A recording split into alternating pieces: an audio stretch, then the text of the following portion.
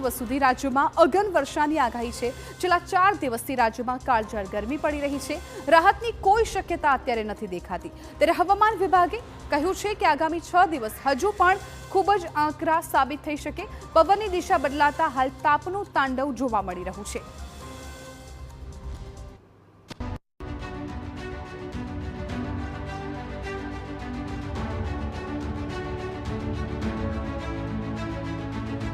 ગુજરાતમાં ભીષણ અગન વર્ષા।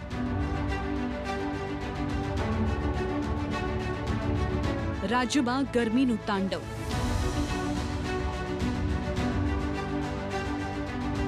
45 ડિગ્રી ગરમીની આગાહી।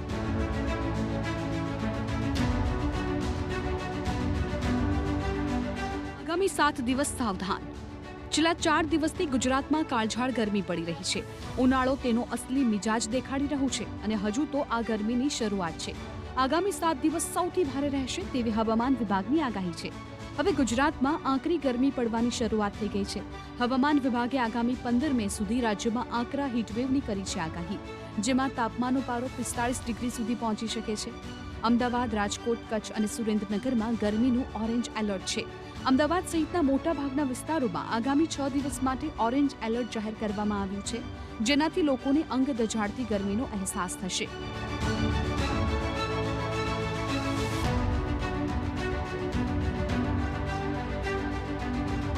આગામી અઠવાડિયા દરમિયાન રાજ્યમાં માથું ફાડી નાખે તેવી ગરમી પડશે।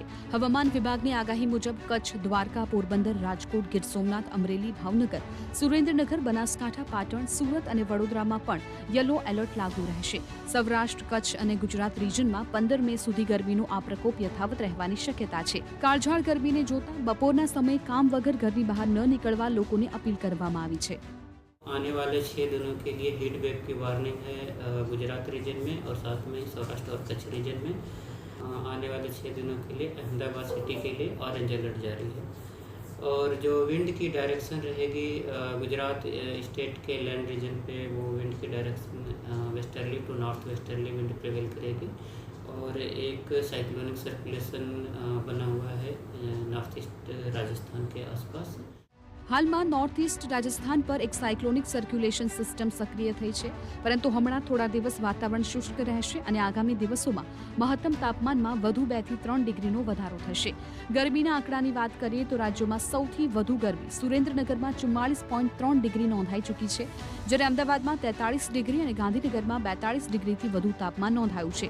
પૂર્વાનુમાન મુજબ સૌથી વધુ ગરમી રાજકોટમાં નોંધાશે, જ્યાં પારો 44 ડિગ્રીને આંબી શકે છે। આ ઉપરાંત અમદાવાદ, ગાંધીનગર અને અમરેલીમાં 43 ડિગ્રી, વડોદરા, ભુજ અને ડીસામાં 42 ડિગ્રી, ભાવનગરમાં 41 ડિગ્રી અને સુરતમાં 39 ડિગ્રી રહેવાની સંભાવના છે। બીજી તરફ દરિયાકાંઠાના વિસ્તારોમાં પશ્ચિમથી ઉત્તર પશ્ચિમ દિશાના પવનો ફૂંકાઈ રહ્યા છે। આ પવનોની ઝડપ 15 થી 20 કિલોમીટર જેટલી રહેશે અને કેટલાક વિસ્તારોમાં એ વધીને 25 કિલોમીટર સુધી પણ પહોંચી શકે છે। ટૂંકમાં આગામી 6 થી 7 દિવસ ગુજરાતવાસીઓએ આકરા તાપ અને લૂનો સામનો કરવા માટે સંપૂર્ણ રીતે તૈયાર રહેવું પડશે। Bureau report, TV9।